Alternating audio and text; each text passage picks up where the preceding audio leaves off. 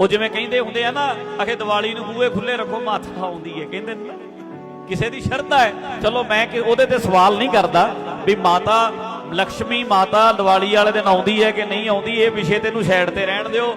ਉਹ ਜਾਣਨ ਜਿਨ੍ਹਾਂ ਦੇ ਆਉਂਦੀ ਹੈ। ਅਸੀਂ ਤੇ ਅੱਜ ਤੱਕ ਇਹੀ ਵੇਖਿਆ ਵੀ ਮਿਹਨਤ ਕਰਕੇ ਆਉਂਦੀ ਹੈ, ਘਾਲਣਾ ਘਾਲ ਕੇ ਆਉਂਦੀ ਹੈ, ਪੜ੍ਹਾਈਆਂ ਕਰਕੇ ਆਉਂਦੀ ਹੈ। ਅਸੀਂ ਤੇ ਇਹੀ ਸੁਣਿਆ। ਜੇ ਬੂਹੇ ਖੁੱਲੇ ਰੱਖ ਲਈਏ ਇਹ ਜ਼ਰੂਰ ਹੈ ਵੀ ਕੋਈ ਚੱਕ ਕੇ ਹੀ ਨਾ ਲੈ ਜੇ ਜਿਹੜੀ ਅੰਦਰ ਪਈ ਹੈ ਮਾੜੀ ਮੋਟੀ। ਦਰਵਾਜ਼ੇ ਅੱਜ ਕੱਲ ਖੁੱਲੇ ਰਹਿ ਜਾਣ, ਲੋਕ ਖੁੱਲੇ ਰਹਿ ਜਾਣ, ਚੋਰ ਤੇ ਫਿਰਦੇ ਲਾਲਾ ਲਾਲਾ ਕਰਦੇ ਇੱਥੇ। ਜਿੰਨੀਆਂ ਚੋਰੀਆਂ ਛੱਡਦੇ ਬਲਬ ਨਹੀਂ ਤੇ ਬੂਹਾ ਖੁੱਲਾ ਛੱਡ ਲਿਆ। ਇਹ ਨਾ ਹੋਵੇ ਵੀ ਜਿਹੜੀ ਅੰਦਰ ਵਾਲੀ ਉਹ ਵੀ ਚਲੀ ਜਾਏ।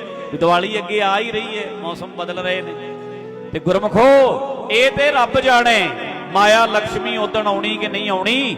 ਪਰ ਆਹ ਗੱਲ ਪੱਕੀ ਹੈ, ਆਹ ਜਿਹੜਾ ਸਤਸੰਗ ਦਾ ਮਾਹੌਲ ਹੁੰਦਾ ਹੈ ਇਹ ਗੁਰਸਿੱਖੀ ਹੈ, ਜਿੰਨੇ ਕਈਆਂ ਦੇ ਹਿਰਦਿਆਂ 'ਚ ਆਉਣਾ ਹੀ ਆਉਣਾ।